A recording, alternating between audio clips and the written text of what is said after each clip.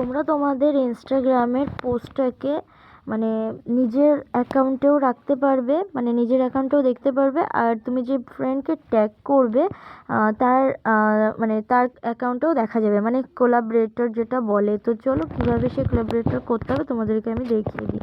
ফার্স্টে ইনস্টাগ্রামে যাবে, তারপর প্রোফাইলে যাবে, তারপর ড্রাফে যদি ভিডিও থাকে তো এখান থেকে একটা ভিডিও সিলেক্ট করে নেবে। তারপর এখান থেকে যে ট্যাগ পিপল, তারপর এই যে ইনভাইট কোলাবরেটরস, এটাতে টাচ করে এখানে সার্চ করে নেবে নেমটা, তুমি যাকে ট্যাগ করবে।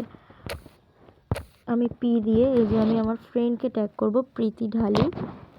তো এই যে এবার এটাকে এই যে মার্ক চিহ্ন আছে, এই যে টিক, দেখো এখানটায় যে তোমরা দেখতে পারবে ট্যাগ পিপলের পাশে প্রীতি ঢালি ট্যাগ হয়ে গেছে। এবার তোমরা এটাকে এই যে শেয়ার অপশানে টাচ করে তোমরা শেয়ার করে দিতে পারো, তারপর একসঙ্গে দুটো অ্যাকাউন্ট দেখাবে।